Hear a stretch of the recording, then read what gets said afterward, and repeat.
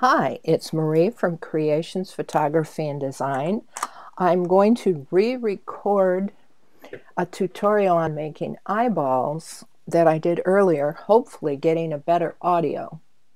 Let's start out with creating a new file, and I want this to be square. I'm choosing 8 by 8 with 150 ppi. You should probably use closer to 300, at least 240, but I'm keeping this low res simply because I don't want to bog down my processor by doing 3D stuff and recording this video. So we start out with a square image. We're going to add a new layer right up the top, and then we're going to look at our swatches and pick two colors of the two hues, two tints of the same color, however you want to do it. Excuse me. Since it's Halloween, I'm going to use a dark orange, and I'm going to tap X so I get the background into the foreground. And I'm going to really look weird and use kind of a bright green just to see what happens. And then I want orange prominence, so I'll tap X again to put it in the foreground. Next, I want to go to Filter, Render, Fibers. Oh, this really looks bad. If we change the variance, we can have a low variance gives us something very smooth, and a high variance gives us something kind of choppy. This is also a good way to make wood grain. Well, let's try that. Now let's see what we do when we increase the strength. The stripes get narrower. Okay, now you can also randomize this. Oh, I like that one a little better. Usually I prefer the first one as to the randomizer, but you can click randomize all day until you get something you like. So we'll go OK. Now boy, this is some of the ugliest things you ever see, but let's keep going.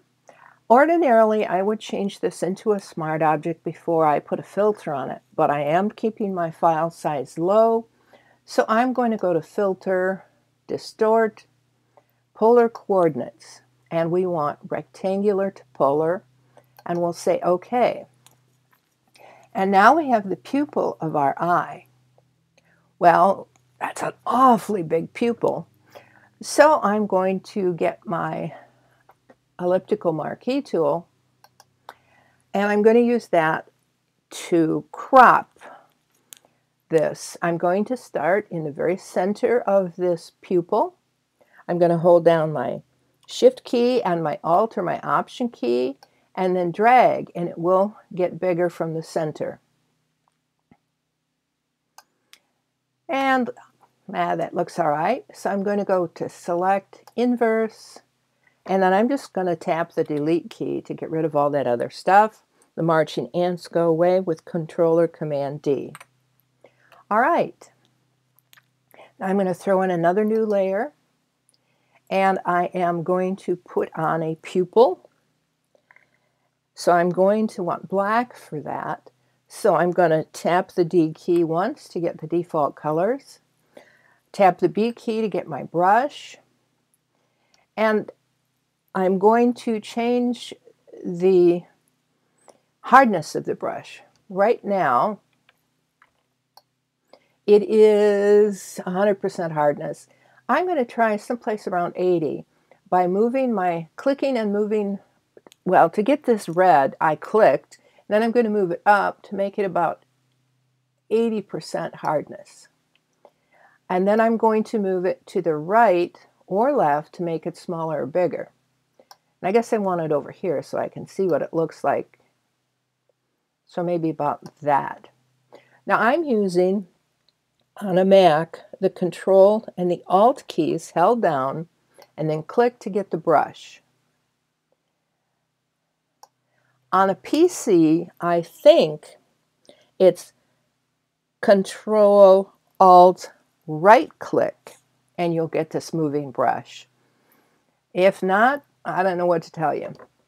So I'm going to put this right in the middle, and I do have crosshairs in the brush on my preferences. So I'm going to tap right in the middle. Okay, looks good. Now at this moment, we're going to select that layer. It's already selected, and I'm going to shift click on the pupil, on the iris layer, and then I am going to convert this to a smart filter. Now you can go to layer, I think, and convert. Nope, I guess not. I don't know where you'd find it in the menus. It's terrible. Oh, layer, smart objects, convert to smart objects. You can also go to filter, convert for smart filters, or you can control or right click on the selected layers and choose convert to a smart object. So you've got 3 ways to do this. And we know it's a smart object because it's got this little doohickey right here in the corner. All right, now we want to go to oops, I forgot something. And I'm going to go back. I'm going to double click on this little icon in the corner. And now I have my 2 individual layers. I'm going to go down on my iris layer.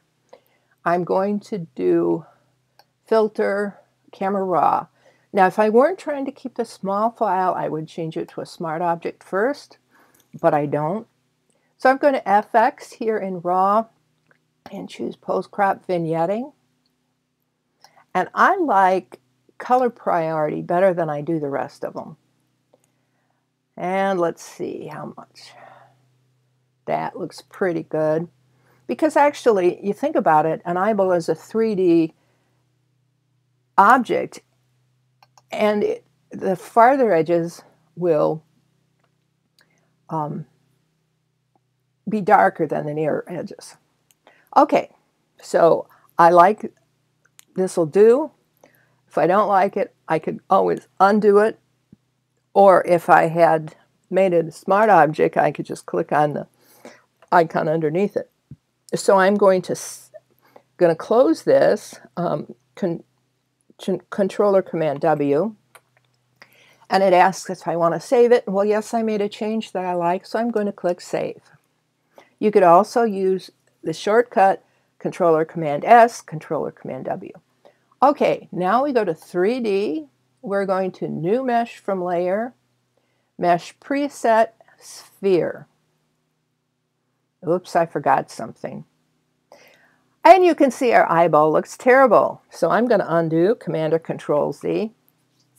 I forgot a step. I don't have my list in front of me.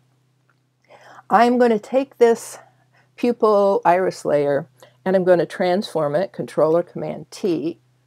And then I'm going to click on the W because I only want to change the width, and I want to change that to 50%. I don't remember this in the original Corey Barker tutorial that I saw about 10 years ago, but I had to do it today to make it work right. So we'll go back to 3D, New Mesh from Layer, Mesh Preset, Sphere. And now it's round. I don't know why, but that's the way it is. Okay, so let's look now at what we want to do. Let's go look at, oh, I got to get out my properties panel here and click 3D. And if you don't have it on the side like I do, because this is a customized desktop, you can go to Window 3D and it will show. And right now I want to look at the infinite light. If we look at the top here, I think it's way too bright up here and it's kind of dark down here. So I'm going to click on the infinite light layer and I'm going to come up. The intensity right now looks like to be about 90%. I'm going to lower that intensity just a little bit.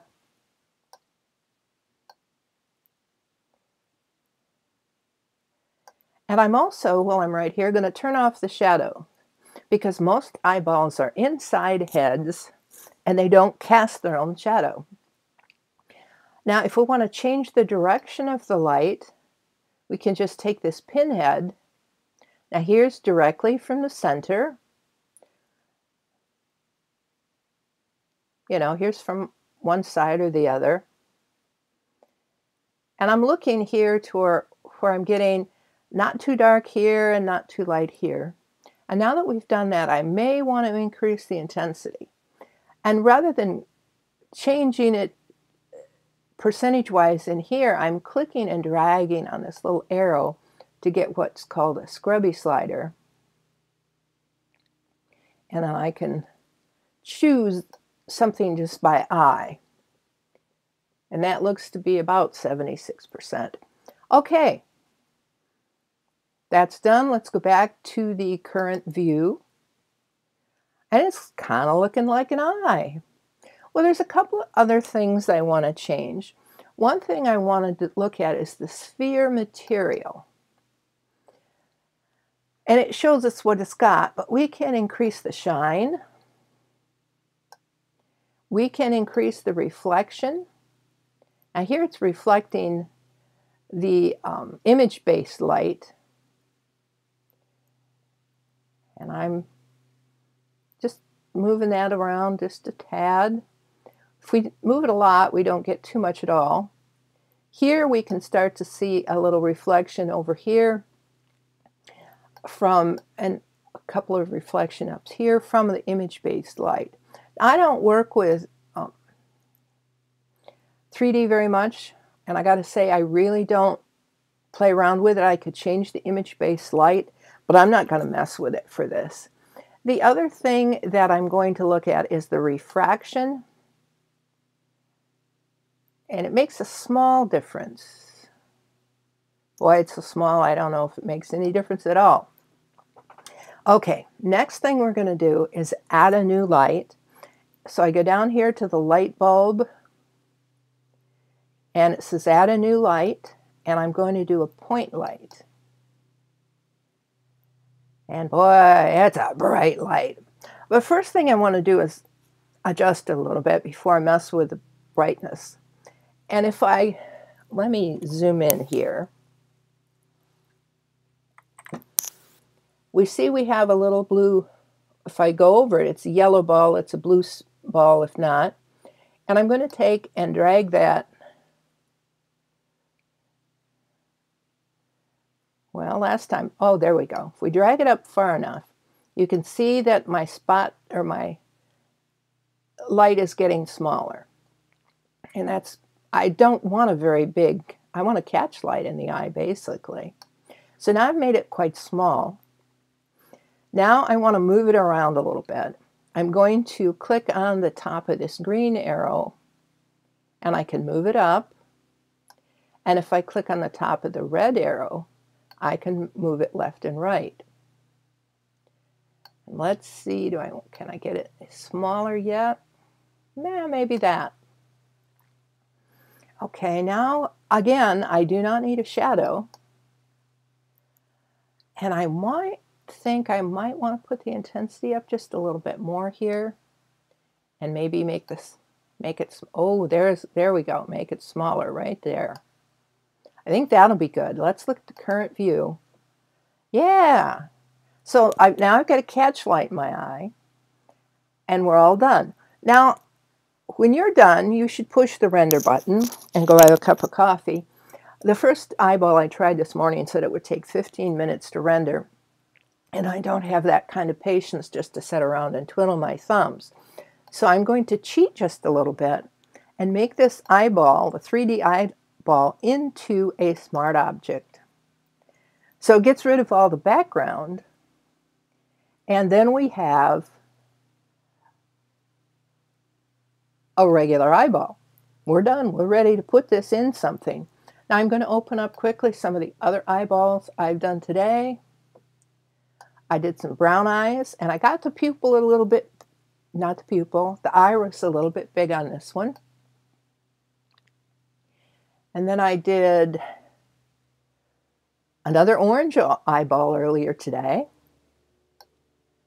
And I also, several years ago, did some green eyeballs. Now I put this on a black background so the Pixel Fight Club Continuous members could extract it from the background when we uploaded it to our group. But you can see we have the reflecting light here. We have a nice spotlight here. And we're good to go. So thanks for watching.